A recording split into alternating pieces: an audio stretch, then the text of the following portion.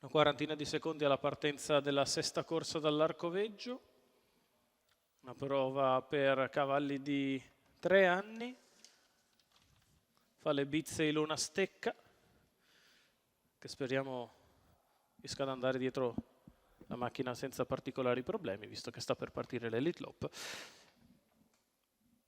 Tutto pronto, o quasi. Favori del gioco per Isabel Femar, numero 5, Roberto Ruvolo in salchi, alla figlia di Nesta F, che è di proprietà della scuderia Magica. Countdown che arriva a 0 in questo istante. Direi che si può andare. Classici 1660 metri da percorrere.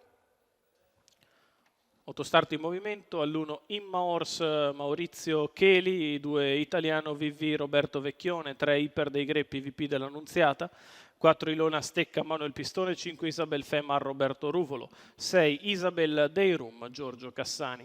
In seconda fila 8 Incanto Vis Sandro Miraglia, 9 in gol Gennaro Pacileo. Autostart che sta per entrare addirittura, si prepara al lancio. Sbaglia Ilona Stecca. Partiti. Veloce Iper dei Greppi che prende la testa al suo esterno, subito Isabel Femar. Iper dei Greppi al comando all'imbocco della prima curva, Isabel Femar che si presenta, prova a spingere per passare al completamento della prima curva.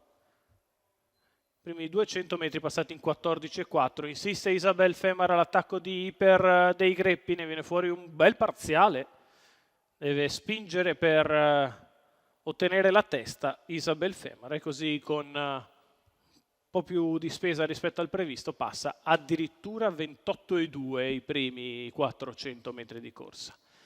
Isabel Femar al comando nei confronti di numero 4 Ilona Stecca, squalificato. Iper dei Greppi, poi Imma Horse, mentre la mossa esterna è quella di Isabel Deirum quando siamo al passaggio sotto alle tribune. Isabel Femar in vantaggio su Iper dei Greppi, Imma Horse, di fuori sempre Isabel Deirum, poi in gol Italiano VV, 800 metri in 59,8. Con la favorita che continua a guidare liberamente, Iper dei Greppi in seconda posizione, allo scoperto prova a risalire Isabel Deirum che si porta in scia ora Imma Horse che ha spostato e è andata a fare la seconda pariglia precedendo in gol Italiano VV.